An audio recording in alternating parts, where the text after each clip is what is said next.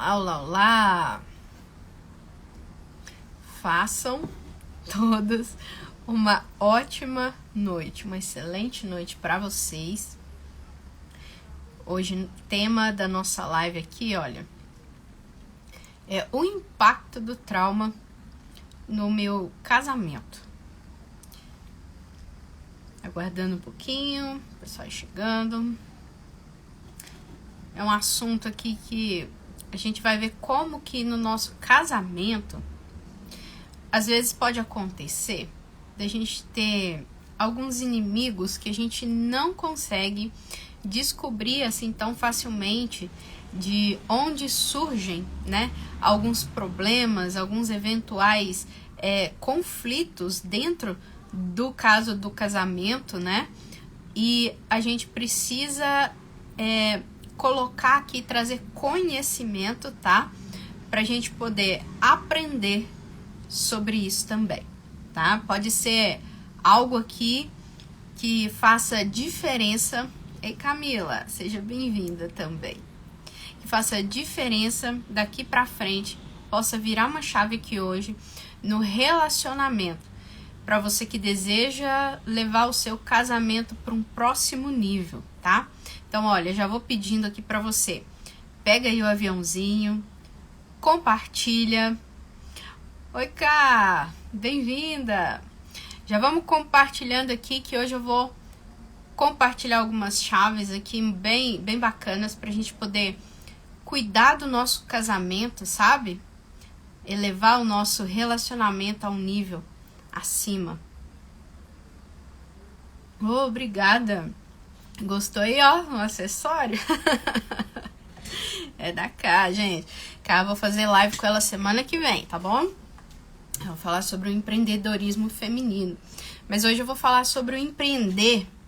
E quando a gente fala empreender no nosso lar, tá? E quando a gente fala de empreendedorismo, a gente fala de gestão. E em todas as palestras que eu vou, a gente ouve assim: CPF forte, CNPJ forte, né? Então, falar de na vida, universo feminino, oi Carla, é falar de gestão. E essa gestão, ela começa nas nossas emoções. Ela começa em gerirmos a nós mesmos. E a partir, ótima noite, e a partir dessa compreensão, desse autoconhecer, tá? A gente pode impactar grandemente o nosso relacionamento. Por quê? Quando a gente fala de casamento, a gente está falando de a união de duas pessoas completamente diferentes. A gente está falando de pessoas que têm sim coisas em comum, senão não teriam resolvido, né? As pessoas falam assim, os opostos se atraem. Não, eu acredito sim que existam coisas em comum que nos unem, né? Senão não casaríamos. E só que nós temos ali histórias diferentes. Nós temos criação diferentes. E quando a gente junta, né, essas coisas, podem começar a surgir alguns conflitos, talvez alguns logo no início do casamento, outros a gente vai poder identificar mais tarde, talvez ao nascer os filhos. Eu costumo dizer que filhos, eles vêm realmente para nos ensinar, porque a gente consegue enxergar neles, né, alguns padrões, algumas coisas nossas que a gente não gosta. E esses padrões de comportamento, eu queria falar aqui para vocês um pouquinho. Ei, Neu, seja bem-vinda também. Esses padrões de comportamento que a gente tem, tá? Como eles são formados, pra gente começar aqui a entender. O nosso cérebro, ele é uma estrutura, eu gosto de dizer assim, ó, ele é um emaranhado que vive se comunicando com todo o nosso corpo. E uma das principais funções do nosso cérebro é o quê? É de nos proteger, tá? Ele, dentro das suas funções primárias ali, é o quê? É gerar sobrevivência. E então, na nossa infância principalmente, gente, quando a gente fala assim, Camila, mas o que tem a ver a minha infância com o meu casamento? Na verdade, tem tudo a ver. Por quê? Nós carregamos, mesmo sem falar de circuitaria cerebral, sem falar sobre traumas, tá? Nós carregamos aquilo que nós aprendemos, certo? Nós vemos os nossos pais, né? O papai, a mamãe, como eles se relacionam entre si, como é a dinâmica familiar naquela casa. E nós aprendemos dessa forma. A gente fala, né? São criações diferentes. E quando a gente fala assim, Camila, como eu trago um trauma para o meu casamento? E quando a gente fala de trauma, parece algo grande, né? Eu vou citar, assim, essas duas vertentes aqui, tá? Como o nosso cérebro, ele aprende? Ele aprende por uma série de coisas que se repetem, ou seja, a nossa criação, né? Coisas que ouvimos, que vivenciamos, que vimos, que nós percebemos, né? Com todos os nossos órgãos do sentido, e também aquelas coisas que são de forte impacto emocional. Vamos pensar aqui algo de forte impacto grandioso, tá? Que a gente julga ser grandioso, tá? E isso, eu vou comentar sobre isso, sobre essa repetição de padrões, tá?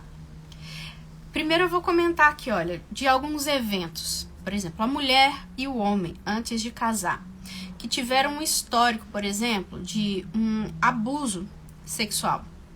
Não significa exatamente que isso vai afetar diretamente no relacionamento, mas existe uma grande chance, tá? Que isso afete sim, que haja necessidade de que os dois alinhem ali, tá? As emoções, alinhem as expectativas, alinhem até mesmo a questão da intimidade para que rompam barreiras, né? Quando a gente fala nisso, a gente logo pensa e associa, ok, realmente, olha, isso aí vai impactar. Porém, existem esses padrões aqui. Quando a gente é criança, existem algumas necessidades que são primárias nossas, tá? Primeiro, a necessidade de se sentir amada, necessidade de se sentir aceita. Por isso, nós temos uma família para nos acolher, para suprir a nossa necessidade. E na figura materna e paterna, a gente tem algumas funções que são essenciais. Por exemplo, a função do pai, tá, num lar, é de fortalecer, de fortificar, de firmar a identidade de um filho, de uma filha.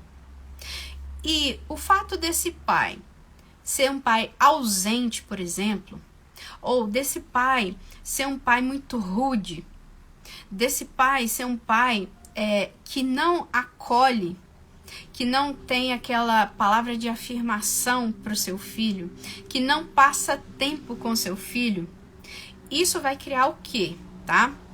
Emocionalmente falando, vai criar, a gente chama isso, tá, na terapia de feridas emocionais, tá ok?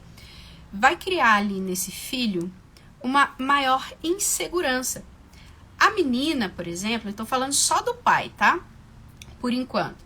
A menina, ela vai crescer mais insegura, ela vai começar a ter uma baixa autoestima, ela vai começar a ter problemas de acreditar nas suas capacidades, ela vai começar a talvez desenvolver um senso de inferiorização, tá? E isso até chegar no relacionamento.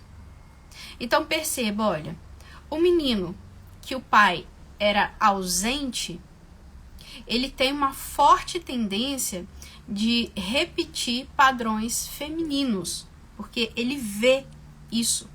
Lembra? Repetição e forte impacto emocional. Ele lida ali muito com a figura da mãe. E se em uma parte ele é suprido, tá? E a mãe fala exatamente dessa parte de afeto, sabe? Dessa parte de consolo. Uma criança quando cai e se machuca, o beijinho tem que ser de quem, gente? Tem que ser da mamãe. Porque a mãe, ela vai consolidar essa estrutura. Ela vai ser a consoladora, ela vai ser a ajudadora, ela vai ser aquela que fornece aquele carinho, sabe? Aquele colo. Isso é figura da mãe. Então, perceba que, por exemplo, um homem, tá? Que tenha essa sensação de abandono pela mãe, essa dor, tá? Por alguma questão materna, ele vai ser um homem inseguro. Ele vai ser um homem que ele vai ter dificuldade de se relacionar com as pessoas, tá? Geralmente essas feridas emocionais estão relacionadas a dores emocionais geradas pela figura materna, tá? Agora, uma menina que tem algum problema, tá, no relacionamento com a mãe e que talvez ela não teve ali um momento de atenção. Gente, e eu preciso explicar muito bem para vocês isso aqui, tá? Olha só, o que pode constituir um abandono? Às vezes a criança queria mamar e ela chorou e a sua necessidade naquele momento ali não foi atendida. E perceba que ali na interpretação de uma mente muito infantil, né? A gente ainda não tem os filtros formados, pode-se criar uma raiz de abandono. E isso é individual, tá? Agora nós temos pessoas que tiveram pais e mães que abandonaram de fato e que não tiveram essa interpretação, tá? Isso é muito individual. Por isso a gente trabalha com padrões. Então, a senhora, para fazer uma detecção do seu caso, do meu caso, é preciso de fazer uma análise, tá bom? Conhecer a história para saber o que aconteceu. E isso, gente, essas dores que nós trazemos, principalmente da infância, por repetição, elas vão acabar criando em nós um padrão de comportamento, tá? E como é criado esse padrão de comportamento? Vamos pensar essa menina que a mãe não dava atenção. Só que nós temos a necessidade de sermos acolhidos, nos sentirmos amadas. O que essa menina começa a desenvolver? Um perfeccionismo exacerbado. Porque ela quer chamar a atenção da mãe. Às vezes, um padrão de comportamento muito comum na infância, tá? A criança, ela era super boa na escola. Aí, de repente, sabe, eis que nasce um irmãozinho ali na casa, uma irmãzinha, e a criança começa a dar trabalho na escola. E a mãe é chamada, e o pai isso e aquilo outro, e causa um reboliço. E isso parte, é a rebeldia da criança. Em parte que ela quer chamar a atenção, porque ela também quer se sentir pertencente. Percebam que todo o padrão de comportamento que nós vamos nutrindo durante a vida, isso fala de aprendizado, né? Nós aprendemos a viver, e isso é uma coisa constante, isso é gerado por meio de dores. Então, se eu recebo bullying na infância, por algum aspecto físico, seja pelo meu cabelo, vou falar do meu cabelo, que era algo que eu sofria bastante, ou seja, por um aspecto físico, isso vai gerar um padrão de comportamento da pessoa a fim dela evitar de novo essa dor. E isso, gente, a gente repete. O nosso cérebro, ele aprende, é criado ali uma conexão, uma via neural, que a gente chama. E o nosso cérebro, uma das funções dele é o quê? Poupar energia. Lembra lá? Ele quer nos proteger. Ele quer poupar energia. Então, ele repete aquilo que já é conhecido no cérebro. Mesmo que isso gere dor, tá? É muito louco a gente pensar, e eu quero dar um exemplo nisso aqui para que vocês entendam como é que o cérebro age, tá? Imagina uma menina que ela vivenciou na casa dela um péssimo relacionamento, talvez um pai agressivo, tá? Um pai que agredia a mãe. Ela vivenciava, ela via isso. Então, ela cria uma dor com relação à figura masculina. Existem duas tendências, tá? Ou a gente repete, ou a gente repele. A gente vai pro outro extremo, tá? E aí, eu desenvolvo, vamos pensar que essa menina lá cresceu pensando o quê? Homem não presta. Homem não presta. E ela desenvolve nela mesma uma estrutura de ir pra cima, de resolver as coisas e que ela manda e ela não precisa de ninguém. Ela é muito bem resolvida, ela não precisa de ninguém, né? E o que ela acaba atraindo, tá? Ela às vezes cria uma postura física de se vestir de uma maneira inadequada. Por quê? Homem, né? Não, tem que me respeitar, isso, aquilo, outro. E acaba que esse próprio padrão de comportamento vai atrair exatamente aquilo que ela não queria. O homem que não presta, tá? Ou acontece muito por moças que vão pela opção sexual do homossexualismo, tá? Através dessa figura paterna, por essa ferida com o padrão de homem que ela teve na sua infância. Então, perceba uma coisa, gente. A gente repete ou a gente repele. Eu conheço um primo. Eu tenho um primo. Quando ele era criança, ele via o pai dele indo beber no bar. E ele percebia que a mãe dele sofria, tá? E só um exemplo aqui para que vocês entendam. E ele virava e dizia assim: eu nunca vou fazer isso com a minha esposa. Olha isso, o meu pai está fazendo a minha mãe sofrer. E depois de grande, o que ele fez? Ele foi pro bar. E ele repetiu o mesmo padrão que ele aprendeu com o pai. Agora, por que isso acontece, tá? Porque quando na infância a gente busca, olha, se eu não tenho a atenção, o amor, o acolhimento que eu preciso, tá? Uma necessidade que eu tenho e não é suprida pelo papai, pela mamãe, eu vou replicar o seu padrão de comportamento. E talvez serão coisas que a gente não percebe a princípio. Mas quando se casa, a gente tem uma maior facilidade de ver isso, sabe por quê? Principalmente quando a gente tem filhos, tá? Porque alguém aqui, gente, já teve experiência assim. Eu não gosto disso que a minha mãe faz comigo e já se pegou fazendo com a filha, por exemplo, com os filhos. Eu posso citar um exemplo meu. Eu tinha muita dificuldade, uma coisa que eu não gostava. É porque minha mãe precisou trabalhar muito. Então, eu sempre ficava com meus tios, minhas tias, ok.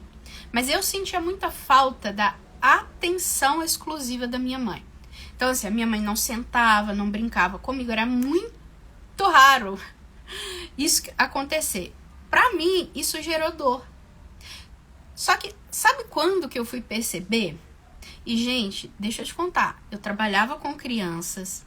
Eu sempre gostei muito de crianças. Quando eu tive a minha filha, eu falei, eu não vou trabalhar fora CLT, por quê? Porque eu quero estar com a minha filha. E eu me peguei o quê? Em casa, às vezes com tempo, mas eu não conseguia sentar com ela para brincar. Por quê? Nós simplesmente não damos aquilo que não temos. Ou seja, nós só damos aquilo que temos. Então, perceba que tem duas coisas aqui que a gente precisa, tá? Primeiro, compreender que aquilo que os nossos pais nos deram foi o melhor que eles puderam. Nenhum pai, a gente sabe que isso acontece, né? Existe a maldade, sim, mas só ler aqui porque é interessante a gente pensar, olha, Com filhos ainda não, mas percebi que eu estava tratando o Tiago assim, minha mãe trata meu pai. Exato, exato. A gente fica repetindo os padrões. E sabe o que acontece muito? A gente trata o marido como se fosse nosso filho, tá? Isso acontece demais quando existe algum tipo de ferida com relação à mãe, tá? Aí a gente precisa verificar a história para ver se de fato é isso, tá? Mas a gente é uma maneira perceptível da gente entender das nossas emoções, é a gente fazer uma análise do nosso comportamento. Agora, Camila, se a tendência é reproduzir isso, né, no casamento, então perceba o seguinte, gente, ó, o homem, quando ele não tem muito a figura paterna, tá? A tendência é dele se tornar uma pessoa mais insegura. A parte masculina desse papel dele, quando ele chega no casamento, ele tem dificuldade em desempenhar. E ele acaba por ver a sua esposa como a sua mãe, tá? Aquela figura que ele sempre tinha na infância com ele. Isso eu tô citando aqui, gente, são muitos padrões, tá? Com relação a essa questão da paternidade, maternidade. E por que eu falo deles? Porque geralmente eles, quando a gente é criança, principalmente ali, ó, de 0 a 7 anos, eles são a autoridade máxima da nossa vida. A gente não tem filtro. Eu costumo dizer que a gente tá ali com a mochilinha nossa, assim, aberta, a receber tudo que as pessoas colocam ali dentro. E tudo que papai e mamãe fala, em um primeiro momento, e geralmente até 7 anos, é verdade e não muda. Então, imagina o papai bravo, chegou do trabalho cansado, não era a intenção dele. Mas a criança, o que ela queria quando o papai chegasse? Brincar, ter a atenção do papai.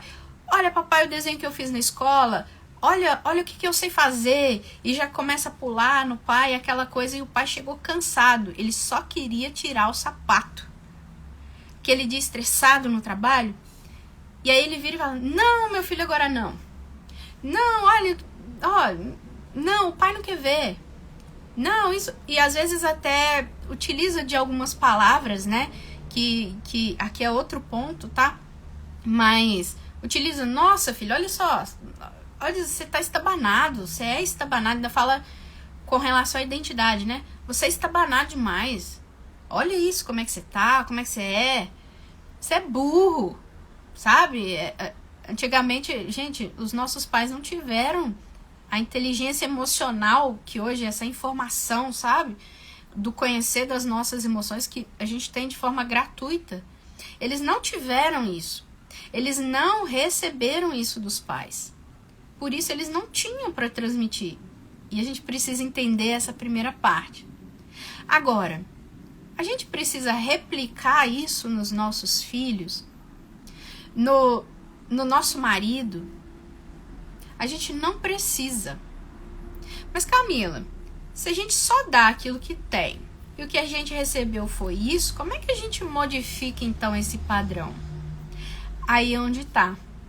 O nosso cérebro é algo que Deus criou de uma maneira perfeita. E nós podemos, gente, devido ao que a gente chama, tá, na neurociência, de neuroplasticidade cerebral.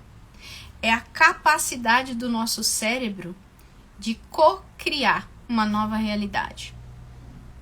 E aí, aonde vem, olha, a Carla aqui falou assim, olha, mas percebi que eu estava tratando. Ó, a primeira parte para a gente modificar um padrão de comportamento é você ter essa identificação. Peraí. Você se observar, tá? Você se observar e você perceber primeiro. Olha, por que eu tô fazendo isso? Peraí, e aí às vezes é aquela coisa que você não gostava da sua mãe, né? Aquilo que a gente não gostava, a gente percebe mais fácil. Poxa, eu não gostava que minha mãe fizesse comigo, eu tô fazendo. Às vezes a mesma linguagem, né? Uma paciente minha, ela fala assim, Camila, tinha uma coisa que eu detestava. Que minha mãe virava, me corrigia e falava assim, engole o choro. Eu não entendi o que era engolir aquele choro. E quando a minha filha foi precisar ser corrigida, eu disse com ela a mesma coisa. E que raiva que eu fiquei de mim. Que raiva que eu fiquei de mim naquele momento, de eu ter falado isso pra ela. E depois de grande, ela virou pra mim e falou assim, nossa mãe, se tem uma coisa que eu não gostava é quando a senhora virava pra mim e falava assim, engole o choro. E qual a tendência natural? Ela vai fazer isso na filha dela. Por quê? Porque foi instalado, gente. Aquilo que é negativo, ele gruda igual um velcro no nosso cérebro. Agora, aquilo que é positivo, você já reparou quanto é mais difícil da gente grudar isso, essa informação no nosso cérebro? Por isso que falar assim, olha, a mudança de comportamento, ela não é tão simples assim. A gente alterar um padrão de comportamento não é tão simples. Mas o primeiro passo é você identificar. Depois, o que você precisa fazer? Você precisa ter essa compreensão, tá? Você precisa de compreender que os seus pais também não tiveram isso. Por isso eles não deram. Gente, com raríssimas exceções, os nossos pais, mesmo aqueles que talvez abandonaram, tá? Talvez na mente deles eles achavam que era melhor você viver sem a presença dele. E isso eu sei, é complicado. Eu tenho pacientes que foram abandonados por pai e por mãe. E que depois foram adotados e rejeitados de novo. Perceba como dói. É estudado, gente, a dor da rejeição, tá? É igual a se fosse um soco no seu estômago, só que sem parar. É uma dor na alma, que não tem ali, como se você fosse socado ali o tempo todo. Então, perceba que dói. E como que a gente percebe essa dor? Quando a gente fala de sentimentos, de emoção. No nosso comportamento. Então, o meu convite para vocês, tá? É para que vocês comecem a analisar. E a gente replica, porque a gente acha que isso é honrar, tá? A gente replica na intenção de agradar. Ó, já que a minha mãe não tá dando atenção para mim agora, eu vou começar a repetir as coisas que ela faz. Quem sabe assim ela não me aceita? É esse o raciocínio infantil, tá? Então a gente começa a replicar esses padrões de comportamento. E a gente tem uma maior capacidade de percepção deles depois que a gente casa. Então perceba, olha, existe essa linha do trauma de algo muito forte que aconteceu e que pode ser sim a partir dos 7 anos. É uma faixa muito comum de acontecer, por exemplo, abusos sexuais durante a adolescência, tá? Ali, infância, adolescência. E sim, haverão consequências. Eu citei aqui no meus stories, tá? Citando rapidamente, o exemplo de uma paciente, tá? Ela, o que aconteceu com ela? Ela se casou e recém-casada, a gente sabe, paixão, aquela coisa, empolgação, só que ela sentiu uma verdadeira repulsa quando o marido a tocava em uma parte específica do seu corpo. E, em sessão, a gente descobriu de que se tratava. E ela não se lembrava, tá? Ela não se lembrava que ela tinha sido assediada. E durante a sessão ela se lembrou. E, gente, por que eu tô falando disso aqui pra vocês? Porque quando a gente vai falar de trauma, tem que tomar muito cuidado, tá? Tem que tomar muito cuidado, porque é algo que gera dor. E lidar com dor é igual chegar assim e falar assim: ei, rasguei aqui meu braço, cortei meu braço. para quem que eu vou mostrar minha ferida para quem não tem a capacidade? Ei, se alguém tem alguma enfermeira aqui que possa, sabe, um médico, enfermeira que saiba cuidar de ferimentos, entende? Isso é muito importante. Então, quando a gente fala de trauma, a gente fala sobre essas questões emocionais, precisa ser num ambiente propício, com uma pessoa que tenha conhecimento para poder te ajudar. Porque se você trabalha isso com outras pessoas que talvez não consigam, tá? Não tenham o conhecimento necessário para te conduzir, pode ocorrer o que a gente chama de retraumatização. E aí se torna pior. Porque, observe nesse caso, ela não se lembrava. E em sessão, quando a gente voltou, né? E ela se lembrou que ela sofria um assédio por parte do tio. E esse tio não tinha acontecido o evento, mas o tio a tocava exatamente nessa parte do corpo, que ela sentia repulsa quando o marido a tocava. Então, perceba que essas experiências, essas vivências, tanto por forte impacto, tá? Nesses eventos, sim, traumáticos, quanto essa repetição, que é o modo de criação, é aquilo que eu enxergo do papai tratando a mamãe, né? O jeito que a mamãe reage. E nisso a gente viu e verificou a importância da gente entender que os nossos pais deram aquilo que foi o melhor deles, aquilo que eles tiveram. Agora eu entro aqui na nossa responsabilidade de não reproduzir essas mesmas coisas nos nossos filhos, porque essa é a tendência, tá? Por quê? Aquele que fere é alguém que foi ferido. E aquele que foi ferido vai ferir. Por quê? Essa ferida, ela aciona, gente, um mecanismo no nosso cérebro que ele é mais primitivo. E ele vai dar uma resposta. É igual a sensação do medo, tá? Quando você tá com medo, você sente ali um enfrentamento. Ou você tá pronta para enfrentar essa sensação de luta e fuga. Então imagina que o seu marido, ao despertar um gatilho em você, automaticamente você o considera como um combatente ali. Perceba isso.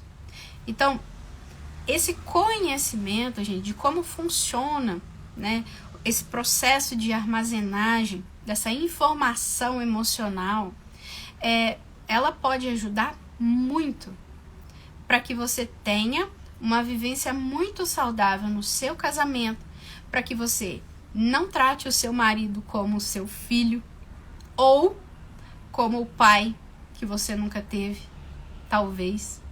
Porque muitas meninas, elas procuram no marido aquilo que não tiveram no pai, a fim de tampar aquelas necessidades que eu falei com vocês aqui no início. Então, para que a gente tenha um relacionamento saudável, tá? Como marido e mulher, como mãe, a gente precisa começar a entender dessas coisas. Porque nós não aprendemos isso na escola, gente. Infelizmente. Nós, quando criança, nós aprendemos a lidar com muitas coisas. A gente aprende a fazer conta, a gente aprende um monte de coisas que a gente não vai usar, de fato não vai usar na nossa vida. Mas a gente não aprende a lidar com as nossas emoções, que é algo que passa por tudo. Camila, eu estou com problema na minha área financeira, a origem emocional. Camila, eu estou com problema na minha vida sentimental, eu só atraio homem ruim, a origem tá aqui. Camila, eu não tô me dando muito bem no meu relacionamento com a minha sogra, tá aqui. Tá? Então, a gente precisa começar a se alfabetizar das nossas emoções, de como esses processos são formados, tá? Pra gente poder, a gente fala assim que é elevar o nosso nível de consciência, de compreensão. Por quê?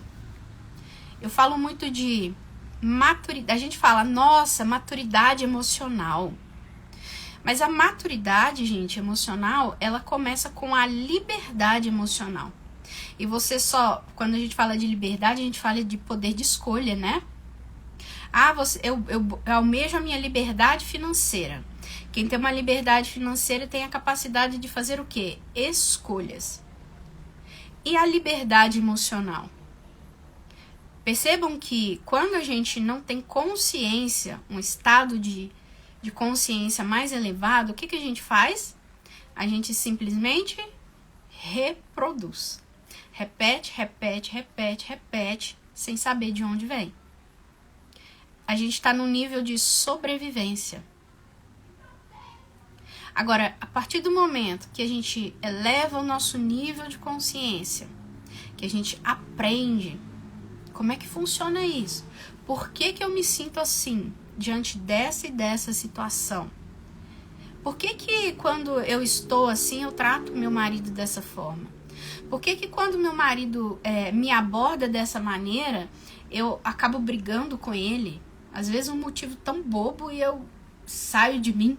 Já a gente consegue perceber que nos falta inteligência emocional quando você entra muito profundo na emoção. Não, eu tô com raiva, eu tô com muita raiva. Já viram aquelas pessoas que você fala assim, é pavio curto? Você encosta ali, desengatilhou alguma coisa ali e o negócio ela explode. Ou então, ou ela explode pra fora ou ela explode pra dentro. Sabe essas pessoas que ouviram muito assim? Engole o choro. Você pode perceber que elas desenvolveram doenças físicas no corpo. Doenças de pele. São aquelas doenças que a gente chama psicossomáticas. Porque tem origem nas nossas emoções. Perceba a importância, gente, das nossas emoções. A gente precisa se alfabetizar nisso, a gente precisa compreender, sabe? Pra gente buscar essa liberdade, para que a gente busque, para que a gente consiga agir o quê? De maneira intencional. E o primeiro passo é essa identificação, é a gente buscar aprender mais, é a gente buscar se questionar, sabe? Por que eu faço isso? E se de fato existe algo que você precisa, a gente entende, e eu sou dessa geração, tá, gente? Eu já ouvi muito e eu já pensei assim, não, esse negócio de terapia, esse negócio ou é pra gente que é doido, ou é pra quem tá, né, não tá batendo bem da cabeça, ou então a gente ainda muito preconceito com relação a isso, tá? Falar assim, e eu lido com isso, tá, gente? Última sessão do processo terapêutico, as pessoas dizem assim, Camila, você foi o presente de Deus na minha vida, eu tava precisando demais, minha vida mudou. Aí você fala assim, você gravaria um depoimento só pra falar assim, se você indica pra alguém? Não grava. Por quê? É terapia. A gente ainda tem dificuldade, sabe? De pegar uma ferida, reconhecer que tem uma ferida e expor. Porque a gente quer parecer que é forte. Que a gente quer parecer que é super-homem, né? Super-mulher. Nessa ideia de que nós somos o máximo. Não, nós não somos o máximo. E muitos que me conhecem sabem que eu sou cristã, tá? E exatamente nesse meio onde existe mais preconceito.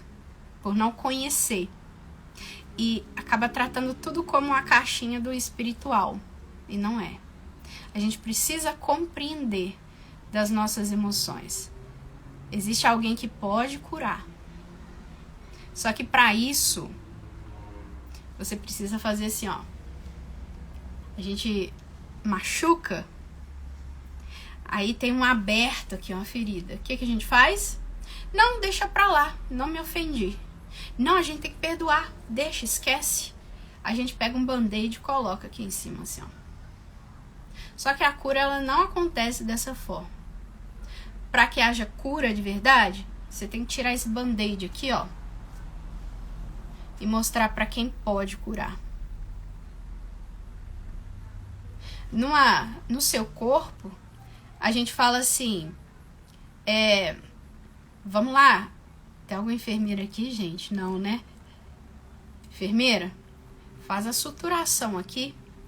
Só que quem é da enfermagem vai saber o seguinte, que para você juntar e colar isso daqui, ó, suturar essas duas partes, as duas partes precisam estar rasgadas.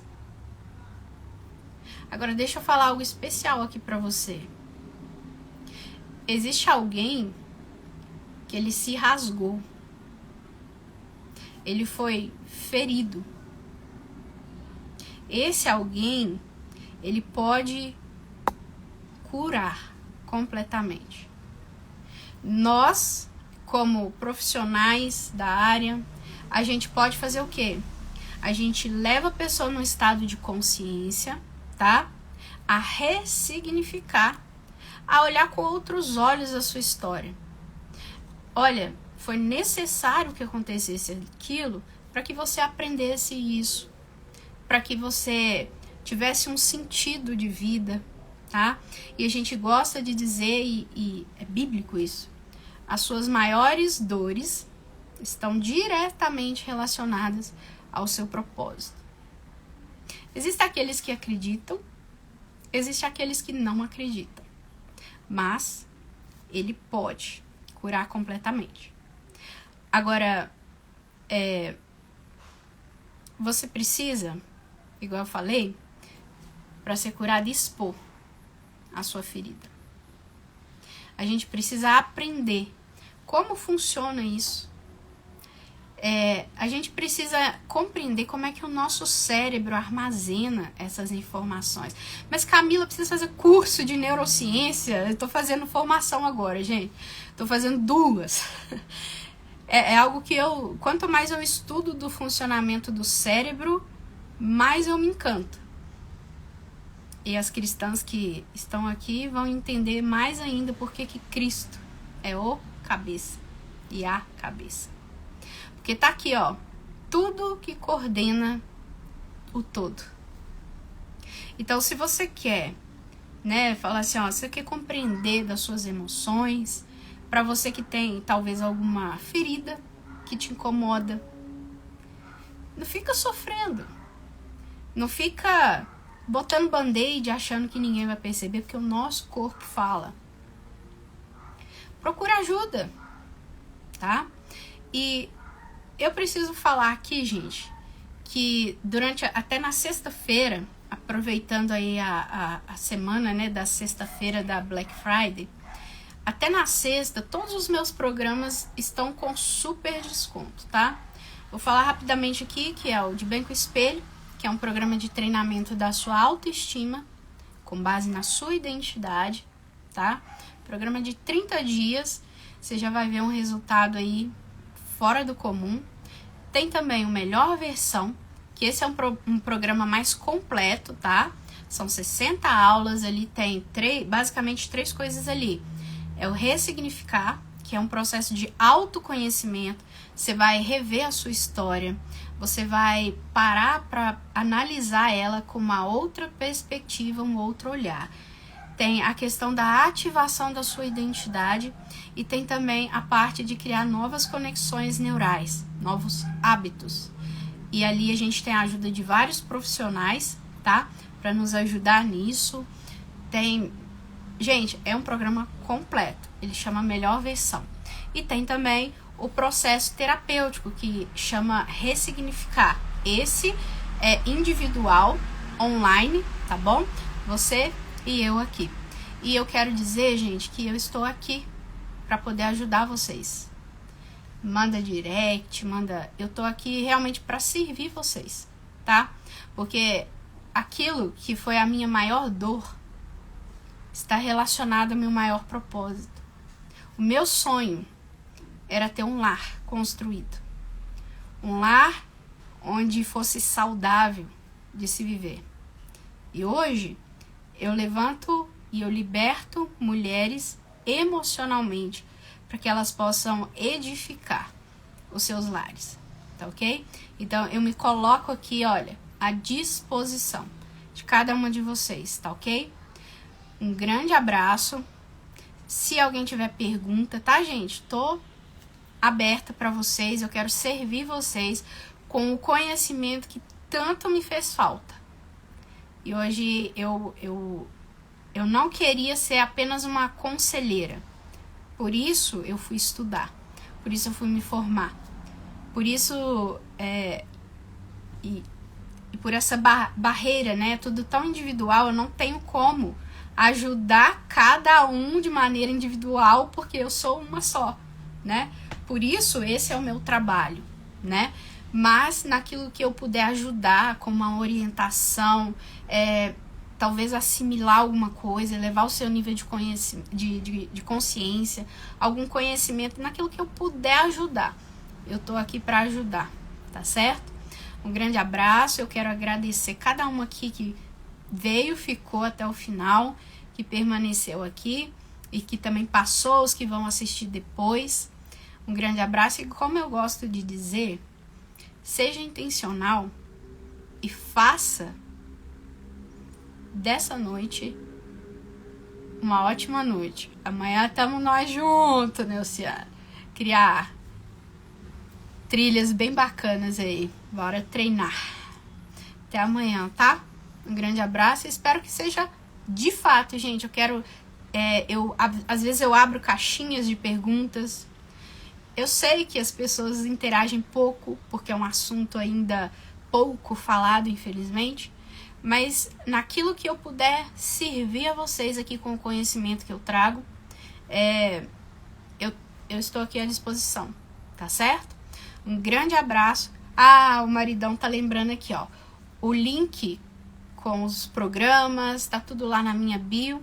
Vai lá, dá uma olhadinha, vê se tem algum que possa te ajudar. Qualquer dúvida, manda direct, sinalzinho de fumaça que a gente responde também, tá bom? Um grande abraço, uma ótima noite para vocês. Até mais.